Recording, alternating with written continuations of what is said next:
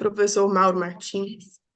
Ele é graduado em medicina pela UFMG, né, pela Faculdade de Medicina da UFMG, doutor em imunofarmacologia pela Universidade de Londres.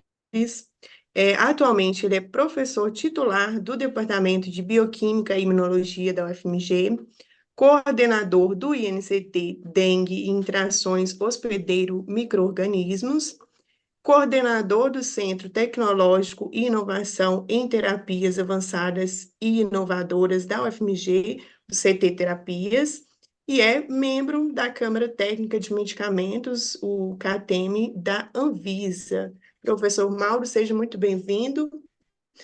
40 minutos para a sua apresentação e algumas perguntas após. Muito obrigada.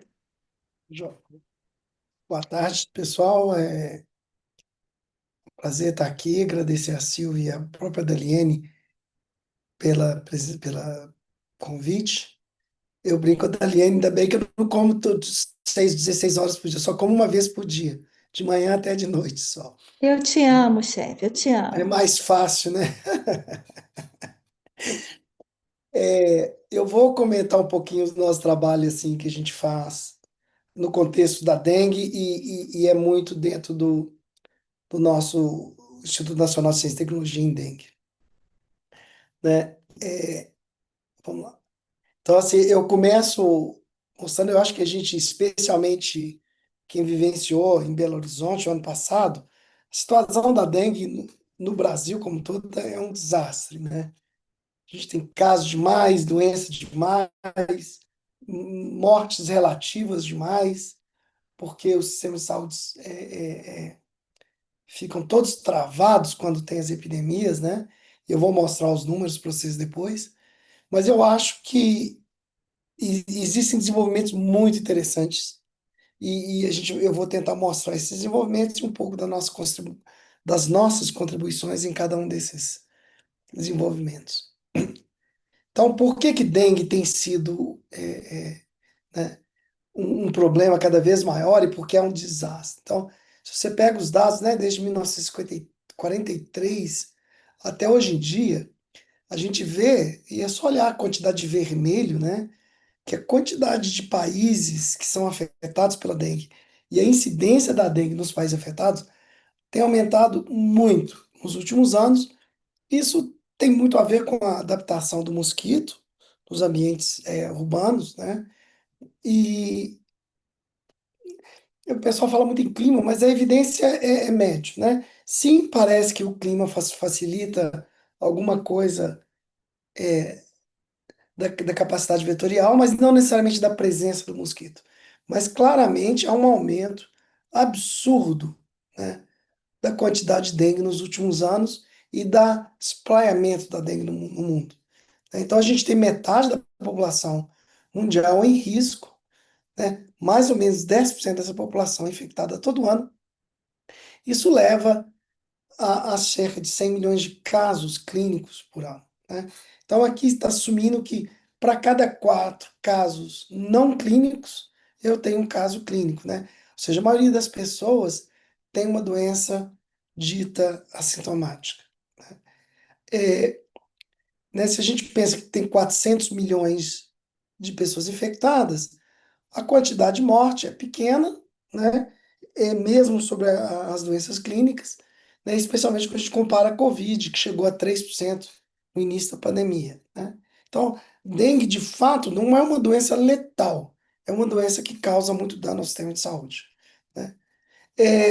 Quando a gente vê o aumento da temperatura global, né? A grande questão aqui não é necessariamente o que isso nos afeta, mas é o tanto que isso tem levado o risco de dengue para os países do norte, né? América do Norte e Europa, sul da Europa especialmente. A questão da temperatura não é que aumenta necessariamente a quantidade de mosquitos, mas torna esses mosquitos mais capazes de transmitir a doença, porque eles têm um ciclo de reprodução mais rápido também. Isso tem levado os países mais ricos do mundo, na América do Norte e Europa, né, a ter situações de risco real de dengue e de chikungunya também. Eu acho que chikungunya é até mais grave do que dengue, mas vamos focar aqui em dengue. Em Belo Horizonte, quer dizer, no estado de Minas, a gente tem tido dengue com muita frequência nos últimos anos, e essa é a epidemia de dengue do ano passado, né? Nós tivemos cerca de 220 mil casos prováveis, dos quais cerca de 200 mil foram confirmados, né? Isso é 10% da nossa população, né? Belo Horizonte tem 2,3 milhões de pessoas. Então, a gente teve uma quantidade absurda de casos de dengue e apenas é ruim dizer isso, mas assim, apenas 100 casos de morte, que claramente poderiam ser evitados, mas por ser uma doença infecciosa. Mas é uma doença que mata hoje, no Brasil, indivíduos adultos com alguma doença, alguma é, comorbidade, né? Muito parecido com influenza e a própria Covid. Na Ásia, isso é um pouco diferente, porque ela afeta mais crianças. Então, tendo esse problema que é absurdo, né? Se vocês imaginarem, 200 mil casos de dengue, tá? Em 3 semanas, desculpa, 3 meses, é muita coisa. Você tinha semana que a gente tinha 20 mil casos da doença. Isso significa mais de 1.500 casos por dia. O sistema de saúde paralisa, né? Você tinha filas de espera de 12, 13 horas para ser atendido em alguns lugares, e é aí que os óbitos acontecem de forma mais intensa, e é aí que o problema de fato aparece. O ciclo do, do- da dengue é muito simples, é uma fêmea infectada que transmite ao adulto, ou uma fêmea não infectada ao picar um indivíduo infectado, ela se infecta. E isso é o ciclo simples, né? Do mosquito infectado para um adulto, para um ser humano, e do ser humano para um mosquito adulto, que é uma fêmea que pica. E essa fêmea, ela, uma vez fazendo um repasto no ser humano, ela deposita os ovos em lugares com pouca água e água limpa. Isso gera uma larva, que gera um adulto. E isso é o ciclo do mosquito. Quer dizer, então, em poucos dias, você tem, em 10 dias, você tem um mosquito já capaz de picar alguém, e ele vive em torno de 30, 45 dias, né? É, opa, 30, 45 dias. É, é a minha filha ligando aqui que horror. É, ok.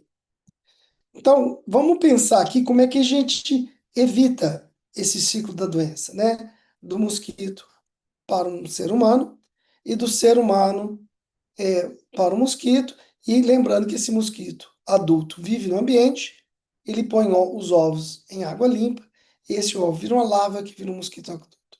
Então, a forma como a gente lida com a doença é tentando prevenir a doença nesse indivíduo, ser humano, tá? Isso a gente faz com vacinas.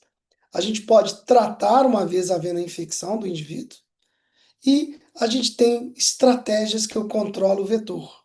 Eu posso controlar tanto o vetor, o mosquito adulto, como o, a larva ou os ovos, né? E aí é o que a gente chama de controle do entorno da casa, né? Em que eu evito água parada, eu uso larvicida, etc, né?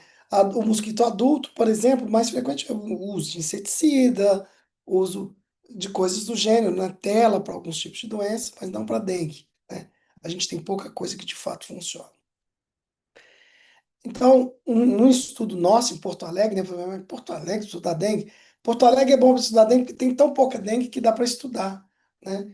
A gente acompanhou os casos de dengue em Porto Alegre, né? E naquele ano, em 2013, 2016, foram apenas 3 mil casos, né? Eu mostrei para vocês, Belo Horizonte foi 200 mil casos em um ano.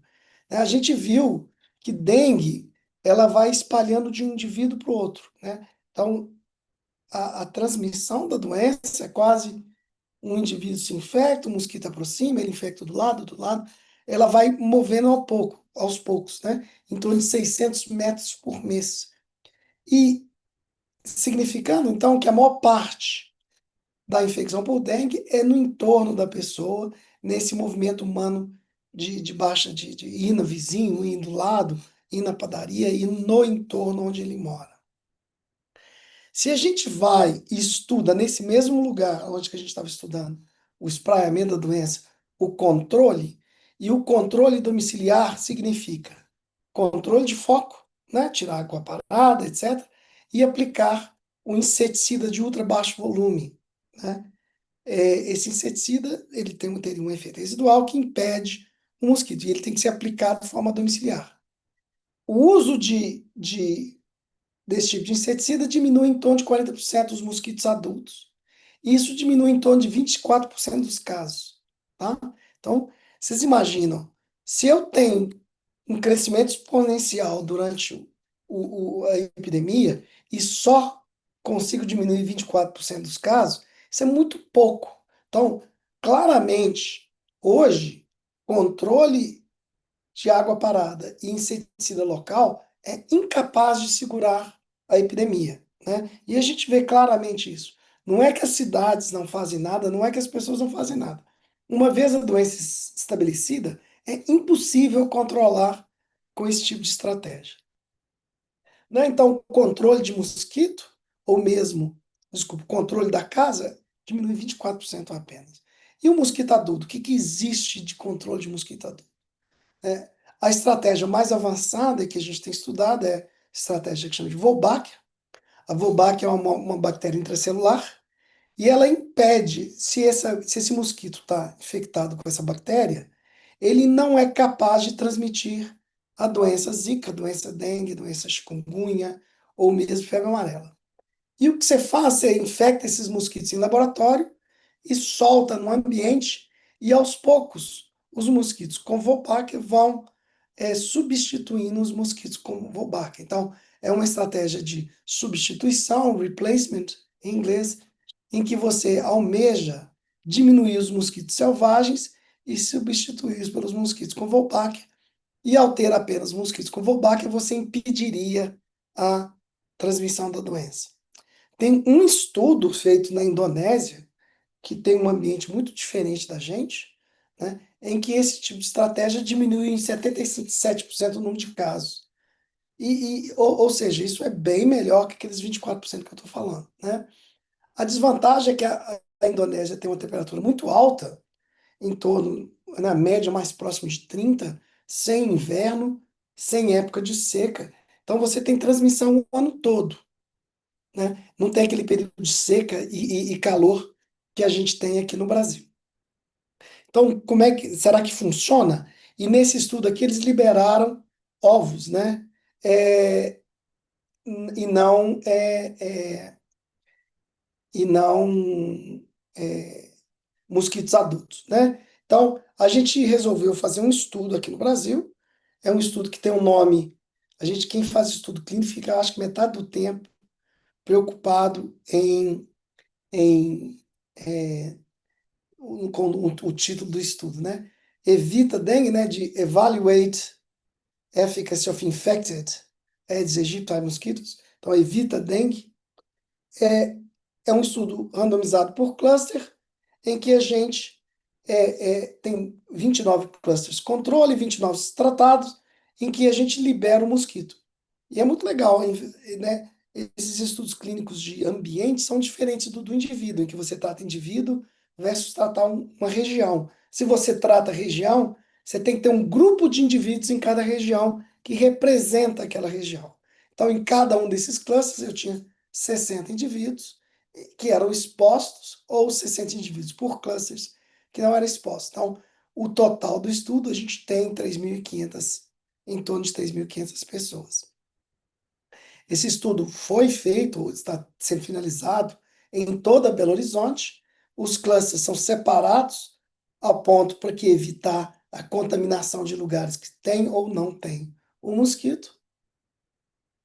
E dentro de cada cluster, o que a gente acompanha são crianças que estudam e moram nessa região. Então, regiões de escola pública, e as crianças moram e residem, estudam e moram nessa região. E cria, por que criança? Que elas movimentam menos durante o dia e mesmo durante o final de semana. Esse estudo começou em plena pandemia, né? Começou em 2020 e tem sido acompanhamento, o último acompanhamento foi esse ano, né? E 2025, em que a gente coletou as amostras e agora está analisando, né? Então, vocês veem que é um estudo de 5 anos em que a gente está acompanhando esses indivíduos. Se vocês olham, né, foram 3 fases na cidade de Belo Horizonte. Vocês imaginam soltar mosquito em 29 clusters, né? Nós estamos falando em milhões de mosquitos sendo liberados na cidade, né? Então foram 3 fases de liberação. Nós começamos em janeiro de 2021 a liberação e terminamos em maio de 2022. A grande epidemia que nós tivemos foi em 2000, começou em 2023, mas em 2024. 2022, nada de caso. 2023, especialmente chikungunya. 2024, especialmente dengue, né? Como é que é a liberação? Na hora que eu libero mosquitos, essas barrinhas pretas, tá? Eles começam a se estabelecer na região e uma vez os mosquitos estabelecidos, eles tendem a ficar em grande quantidade, em torno de 60% das áreas onde eu libero mosquito, você fica com o mosquito, né? Então, o mosquito infectado, ele vai substituindo o mosquito selvagem porque ele é capaz de transmitir a bactéria de mãe para filho e, portanto, você acaba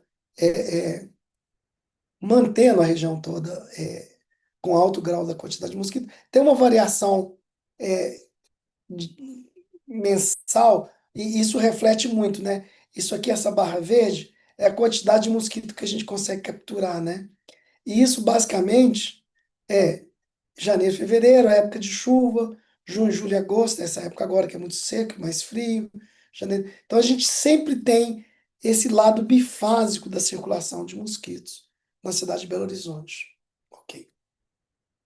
E na hora que você olha do pontinho de vista individual, há variabilidade, e essa variabilidade tem muito a ver com a época do ano e, e tem a ver também com a quantidade de mosquitos que você consegue coletar para você testar. Então, o mosquito, uma vez liberado, ele, ele fica na região e nos lugares controle, a quantidade de mosquito é bem baixa, em torno de 10%, tendendo a aumentar mais nos últimos anos.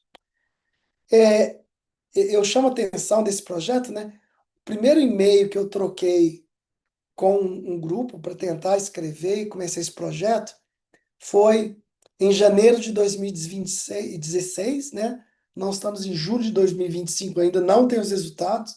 Os resultados são esperados para julho de 2026. Então, são 10 anos para você planejar, pensar no estudo, realizar. Então, os estudos clínicos, às vezes, têm essa característica de muito longa idade.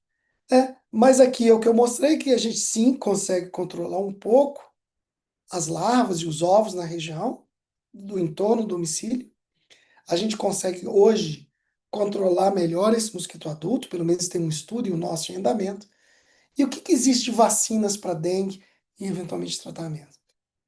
Então vocês já devem ter ouvido falar na vacina Qdenga, né, da Takeda, né? Na realidade é Qdenga, né, do inglês, de mata o dengue. A Qdenga tem estudos, né, os estudos iniciais mostraram uma proteção de em torno de 81%, né? É uma pena que nesses estudos só tiveram caso de dengue 1 e 2, nada de dengue 3, dengue 4. Então, aliás, não teve caso de dengue 4, ela funciona muito bem para dengue 1 e 2 e funciona bem mal para dengue 3, né? Especialmente quem nunca teve dengue. O problema é que, com o passar do tempo, a eficácia da vacina cai bastante, né? Se com 1 ano ela é 81%, com 3 anos já é 62%, e mantém essa ineficácia para dengue 3, né? Especialmente para quem nunca foi vacinado. De fato, a eficácia para dengue 3 é tão baixa que sugere que até há um momento de risco, tanto para dengue 3 quanto para dengue 4. A gente está participando de um estudo, né, o que acabou de ser finalizado agora do Butantan, que é uma outra vacina, que é um estudo de fase 3 também, randomizado, duplo cego, controlado por placebo, em que foram vacinados 16 mil pessoas em 16 sítios, e a gente é um deles. Nós acompanhamos 1.000 pessoas em Belo Horizonte, né? Claramente, essa é uma vacina que induz proteção, em torno de 80% de proteção. Ela funciona para quem é imune e não imune.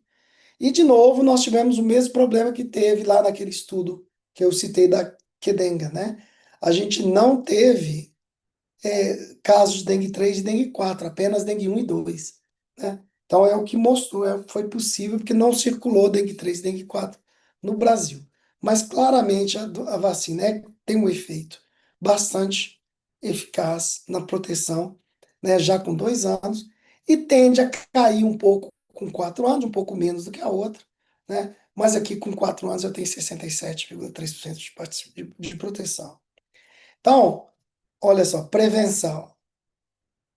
Caso, controle domiciliar, 25%, mosquito adulto, 77% no estudo, nosso está em andamento, e vacinas em torno de 60% a 80%, a depender da vacina, né? Eu acho que a gente vai aprender a usar essas vacinas em combinação, e isso claramente é o que deve acontecer nos próximos anos, né? É, e isso vai ser muito interessante, né? E aí, vamos lá um pouquinho agora mais para a farmacologia, né? E aí, quem vivenciou, e vocês todos vivenciaram Covid, a gente aprendeu que mesmo tendo vacinas, mesmo sabendo que dá para usar máscara, isso seria o controle do mosquito, entre aspas, né? Seria a forma de você controlar o ambiente pelas máscaras, você tem a vacina, a gente ainda teve muito caso. Essas estratégias são muito raramente eficazes, a não ser que você tenha uma quantidade de vacinação tão grande que evite a transmissão, né? Que era o que a gente tinha para sarampo. Aí os doidos param de vacinar para sarampo, começa a ter uma quantidade de pessoas passíveis de infecção, e aí você permite a doença circular, já que a vacina nunca é 100% eficaz. Então, o que, que tem de tratamento para dengue e o que, que a gente aprendeu com o Covid, né? Eu acho que Covid foi de fato a primeira doença que a gente comprovou, sem sombra de dúvidas, que tratar vale a pena, né? O problema é que ficou contaminado já o discurso, né? Por causa de hidrocloroquina, ivermectina, ficou um monte de coisa ruim, mas hoje a gente tem muitos bons medicamentos para Covid, em especial, né, a gente teve os anticorpos, e em especial hoje um remédio, um medicamento chamado Paxlovid. Ele é muito bom e deve ser usado ainda hoje para indivíduos mais velhos e que tenham alguma doença que os torna mais suscetíveis de morrer quando tem Covid.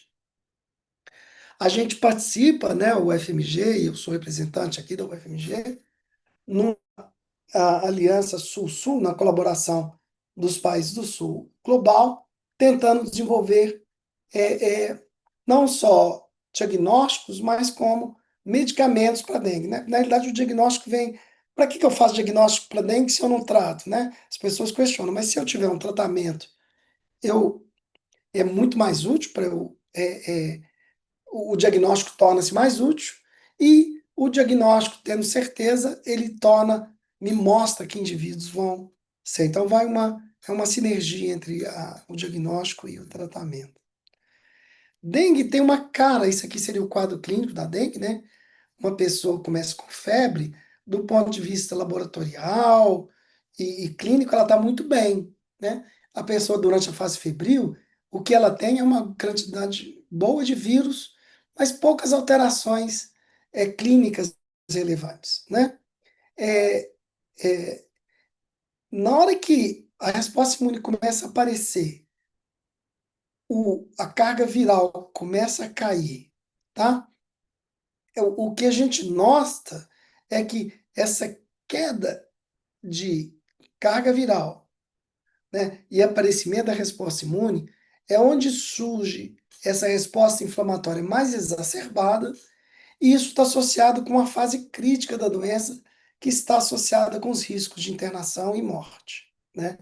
A gente brinca, né, que o paciente, quando ele tem dengue, está com febre, dor no corpo, esse cara tá ok. Ele não tem risco naquele momento.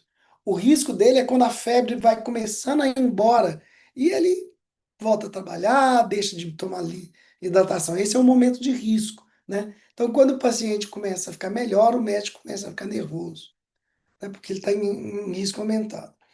Mas na hora que a gente olha esse quadro aqui, a gente tem uma fase em que eu tenho muito vírus e que associa ao quadro de febre, e eu tenho uma fase que é mais tardia, que está associada com a resposta inflamatória e que eu não tenho muito vírus. Então a gente pode hipotetizar que eu tenho duas formas de tratar dengue. Ou eu trato o vírus, então eu tenho os antivirais, ou eu trato a doença inflamatória, né, que seriam terapias voltadas para o hospedeiro ou terapias anti-inflamatórias, né? Então, essas terapias antivirais seriam no início, as terapias anti-inflamatórias tardias, ou você associa as mesmas quando isso é possível. Em Covid, a gente associa, né? A gente dá o corticoide, a gente dá vários tipos de medicamento para o indivíduo. Né? Para dengue, hoje existem três moléculas que já foram testadas, né? Esse AT752, o JJ1082 e um composto da Novartis. Esse composto teve uma eficácia bem baixa, o JJ parece que é um medicamento muito bom, mas os programas estão parados, né? Por quê? Porque as empresas não entendem que isso é um bom negócio, né? Nós estamos falando aqui de uma doença negligenciada, né? A Novartis ainda está em desenvolvimento, mas existe um problema, né, de fato, de você investir um recurso muito alto, milhões e milhões de dólares, para um programa que você vai vender para países que às vezes não têm capacidade de comprar, né? Especialmente em épocas de Donald Trump, essas coisas chamam muita atenção também. É, e a questão, e como é que eu faço? Né? Vocês imaginam, como é que eu sei que um antiviral é antiviral? Né? E existem, e isso é importante. Isso aqui é para COVID, eu vou mostrar o que que a gente aprendeu para COVID e está aplicando para dengue. Isso aqui é a quantidade de vírus no indivíduo que chega, né, para ser atendido com COVID. Ele tem entre 10 a 2 e 10 a 8 partículas virais no swab. Gente, isso é 10 a 6 log, são 6 logaritmos de diferença, tá? É muita variabilidade. Essa variabilidade é tão grande que se você fazer, quanto que cai desse dia aqui para o dia 3? A variabilidade é tão grande que se você calcula um N, é quase impossível você fazer esse estudo, né? Então, em colaboração com o grupo de Oxford e da Tailândia, a gente tem esse estudo, que é um estudo de plataforma para estudar desenvolver novos antivirais para COVID. E basicamente o que ele estudo faz é medir essa queda, esse decaimento viral. Então você usa um modelo matemático aplicado a esse decaimento viral e vê se, em relação ao controle, que é esse azul, essa cor estranha aqui, se o medicamento tem efeito, aqui no caso é a ivermectina mostrando que tem efeito, ou no caso um anticorpo que tem muito efeito, né? A vantagem de usar esse tipo de estratégia é que com poucos pacientes, né, em torno de 40 pacientes, eu já sou capaz de ver um efeito de decaimento, um efeito significativo, né? Então, com em torno de 50 a 100 pacientes, eu posso dizer esse medicamento é de fato antiviral em comparação ao não antiviral. Então, aqui, mostrando os melhores antivirais que a gente tem. Nirmatrelvir e ritonavir é o Paxlovid, ele é muito antiviral. Aqui o verde seria o controle. O Paxlovid induz um decaimento viral que é muito mais rápido do que o verde, do que o controle, e melhor ainda que é o monopiravir, que é intermediário, né? Então, claramente, com poucos pacientes, menos de 100 pacientes, eu sou capaz de decidir se o indivíduo é ou não se o medicamento é ou não antiviral. E se ele é antiviral, eu vou testar se ele modifica a história natural da doença. Né? Em Covid, a gente acabou estudando os medicamentos na história natural, porque tinha tanta doença e o problema era tão grande que a gente pulou essa etapa de antivirais. A gente tem feito essas medidas de carga viral em indivíduos com chikungunya e dengue, né? Aqui são dados de pacientes com chikungunya, tá vendo? Mostra variabilidade, mas claramente mostra que em 3 dias há uma queda viral muito grande, é mais rápida do que chikungunya, que demora em torno de 5 a 7 dias, né? Em chikungunya, já com 3 dias, eu já tenho uma queda absoluta, sugerindo que eu tenho que começar de fato muito cedo. E qual droga é um grande problema? Eu não vou ter tempo de discutir aqui, mas é algo que a gente tem feito naquela aliança da dengue, tentando desenvolver nossos medicamentos. Tá. Então eu contei para vocês um pouco do que acontece desses antivirais. E nesse momento nós estamos montando o modelo de estudo clínico para testá-los, né? E a questão da terapia anti-inflamatória, né? Que poderia ser iniciada um pouco mais tarde em dengue. E aí vem uma coisa que a gente já está trabalhando há muitos anos, né? Quando a gente pensa no ser humano envolto no mundo que ele tem, né? A gente tem uma quantidade de micro-organismos absurda no nosso entorno. E apenas alguns formam nossa microbiota, e um número menor ainda é capaz de infectar. Dos que infectam, uns poucos causam doença, e aqueles que causam doença, apenas uma minoria, de fato, é capaz de induzir a morte, né? Então, morte é quando a interação entre um micro-organismo e um hospedeiro deu errado. Não é usual você ter morte quando você tem uma infecção, né? A maior parte das vezes a infecção é benéfica. Então, a gente tem essa noção de pirâmide. A maior parte das coisas, a gente não interage. De fato, estima-se que a gente tem em torno de 10 a 12 micro-organismos, dos quais apenas 10 a 3 são patógenos, né? Muito porque não há interação molecular e muito porque o nosso sistema imune é de fato capaz de manter 10 a 9, né, micro-organismos fora do. Né, uma quantidade absurda de micro-organismos não são capazes de nos infectar. Ok. Então vamos lá, aqueles que são, como é que isso acontece? Né? Eu tenho um micro-organismo que infecta um hospedeiro, né, um ser humano aqui no caso. Se esse micro-organismo tem as interações moleculares, ele pode interagir, né? Essa interação produtiva pode gerar uma infecção. Durante essa infecção, o nosso sistema imune responde, produzindo mediadores da resposta inflamatória, e que gera essa resposta inflamatória aguda. Essa resposta inflamatória aguda é muito importante, porque ela contém a infecção, né? E inicia, faz o kickstart para o sistema imune adaptativo. Se o conjunto da resposta imune de contenção e adaptativa controla a infecção, e você então volta ao basal, que seria o seu estado sem infecção. Ok, isso é claro. Se a gente não tem sistema imune, se a gente está tomando tratamentos que não atrapalham o sistema imune, a gente tem infecções que ficam fora de controle totalmente, né? Então é muito importante ter um sistema imune funcionante, e é óbvio que o sistema imune funcionante é importante para controlar a infecção. Por outro lado, tá? O que acontece é que quando essa resposta inflamatória ela é alterada de alguma forma, ela causa doença, né? Então, e isso é interessante, quer dizer, a doença não é necessariamente causada pelo micro-organismo, ele é o indutor da doença. A expressão clínica da infecção, né, a doença, ela resulta do próprio sistema inflamatório, né? Desses sistemas, dessas moléculas que são produzidas de forma inadequada, né? Pouco, muito, fora de lugar, no sistema, sistêmico em vez de local, ou moléculas diferentes. Então, tendo essa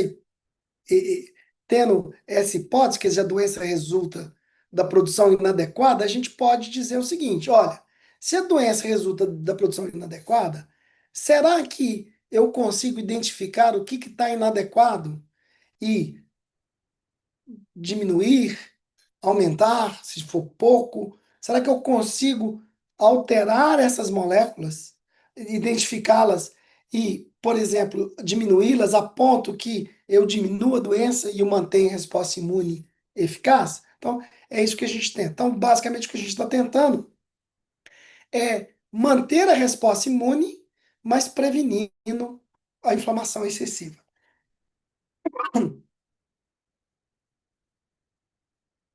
Então, esse conceito é algo que a gente já vem trabalhando há muitos anos, e como prova de conceito, a gente já demonstrou em vários modelos que sim, a resposta inflamatória causa doença, que eu modificando a resposta inflamatória, eu tenho evolução razoável, né? E eu vou mudar, assim, tentar introduzir para vocês esse conceito de resolução e perguntar, será que eu consigo usar a resolução da inflamação para impedir doença grave? O que é resolução da inflamação? Toda vez que a gente fala em inflamação, a gente pensa, né, nas células chegando em resposta a um estímulo inflamatório. Então, o estímulo inflamatório induz mediadores que faz com que as células migrem em relação ao tecido, vão produzir radical livre, vão desgranular e vão causar lesão, tá? O que se aprendeu nos últimos anos é que para eu voltar ao normal, para eu resolver o que está aqui, eu preciso ativamente produzir um grupo de moléculas, os mediadores pró-resolutivos, que vão iniciar uma série de sinais de resolução, né? Matar por apoptose, fazer com que o macrófago fagocite essa célula, trazer o macrófago e modificar esse macrófago para que ele leve uma resolução do tecido e uma nova homeostasia. Então, o conceito da resolução da inflamação é que é um processo ativo e que ele é induzido por mediadores químicos. Então, existem vários mediadores químicos que a gente já estudou, os primeiros foram os lípides, mas existem vários outros, várias moléculas. Será que a gente consegue usar essas moléculas para tratar a inflamação? Né?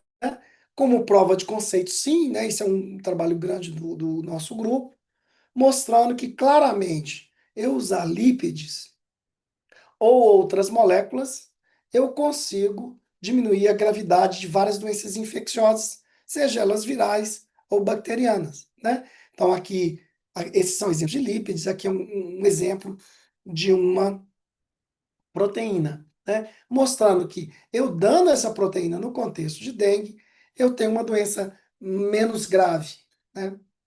É, é, e não é só dengue, né? Chikungunya, dengue, infecção respiratória, etc. Então, essa resposta inflamatória é necessária, sim, mas quando ela é excessiva, ela pode causar doença. E bloquear essa resposta inflamatória pode ser útil no tratamento das infecções e parece que a farmacologia, né, essas moléculas pré-resolutivas, são úteis, né? Como é que a gente obtém evidência clínica, né? Como é que eu mostro isso em pacientes? A gente teve a possibilidade de fazer isso durante o COVID, a gente testou essa molécula, que chama AP1189, né, uma molécula que está em desenvolvimento clínico para artrite. O AP1189 ele se liga a receptores de melanocortina, de tal forma que não altera, não induz cor, né, não induz melanina, apenas induz efeito anti-inflamatório, né? Então, a gente mostrou que nos modelos experimentais, se eu der essa molécula, eu tenho uma COVID experimental mais grave, mais leve. Então, no modelo de MHV, que é um modelo de um coronavírus murino, ou no SARS-CoV no camundongo, eu sempre que trato com a molécula, eu tenho uma doença mais leve em relação ao controle, né? E em pacientes, a gente perguntou para os pacientes o seguinte: quanto tempo que demora para eu retirar o oxigênio de você, né? As pessoas que a gente recrutou estavam precisando de oxigênio para sobreviver, a gente retirava o oxigênio, a gente dava o medicamento e tentava retirar o oxigênio, que é o que se faz normalmente todos os dias durante a internação, né? Quantos dias que demora para eu tirar o oxigênio para a pessoa respirar ar em temperatura ambiente, né? Então, a gente recrutou indivíduos em torno de 50 anos de idade, todos necessitando uma quantidade bem grande de oxigênio, porque saiu errado, eles todos tinham uma gravidade bastante razoável, em torno de 5 nessa escala de gravidade. e eles precisavam em torno de 5 litros de oxigênio para sobreviver. E o que a gente nota é que quando eu dou esse medicamento, os indivíduos vão mais cedo para casa. Eles, eles, eles vão mais cedo para casa, sim, mas porque eu consigo tirar o oxigênio mais rápido. Na mediana de retirada de oxigênio placebo é de 6 dias, a mediana de retirada do placebo nos tratados é de 4 dias. Como eu retiro o oxigênio mais cedo, eles acabam indo embora mais cedo. Tá? E por que essa molécula funciona? Porque ela é capaz de diminuir a resposta inflamatória exacerbada que eu observo nos indivíduos com COVID, aqui estudando o PBMC infectado por SARS-CoV-2. Então, nesse estudo, a gente mostra que administrar essa molécula diminui o tempo para recuperação respiratória sem algum evento adverso importante. Mas, assim, o importante aqui é que foi a primeira demonstração no ser humano tem uma molécula que, de fato, funciona numa infecção humana, né? Então, essa é a primeira evidência da farmacologia em seres humanos infectados. E dengue, será que eu posso agora, voltando à dengue, né, usar esse conceito da farmacologia da resolução para usar essa molécula no contexto de dengue? Experimentalmente, sim, né? Vamos pegar aqui os indivíduos com dengue, eles têm dor, têm febre, eles têm uma plaquetopenia muito grande, eles têm um aumento de permeabilidade vascular, eles têm citocinas na circulação. Se eu trato com essa molécula, a plaquetopenia é menor, ou as alterações clínicas são menores, a quantidade de citocinas circulantes são menores, sem ter uma alteração da carga viral. Não é um antiviral, é um anti-inflamatório, né? E o que a gente está fazendo é esse estudo, olhando essa molécula, né, o AP1189, em pacientes com dengue. Então, a gente está esperando uma nova epidemia para fazer esse estudo. Então, finalizando aqui, eu mostrei para vocês que dengue hoje é realmente um desastre completo, mas há muitas razões para a gente acreditar que nos próximos poucos anos vai ser muito melhor. Porque a gente hoje tem apenas o controle peridomiciliar, que é ruim, mas essas estratégias de controle de mosquito, vacinas e, eventualmente, tratamentos vão entrar em breve, né? A questão de implementação, especialmente para doença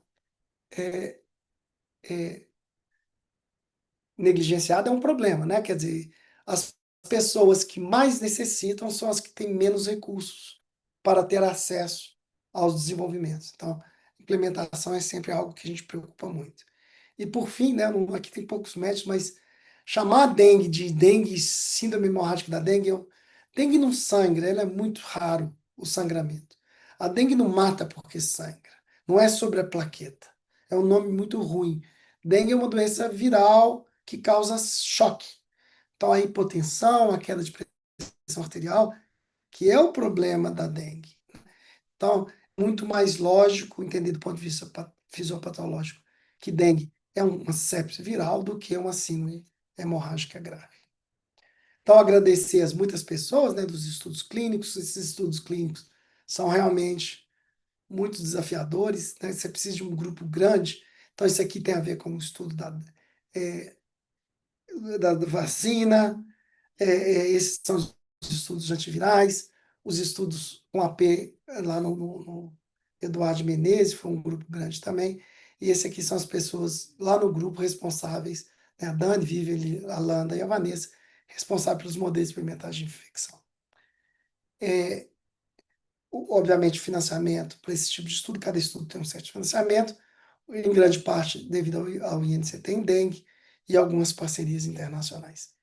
Eu agradeço a atenção de todos vocês e aí fico à disposição para alguma pergunta se precisar. Obrigado.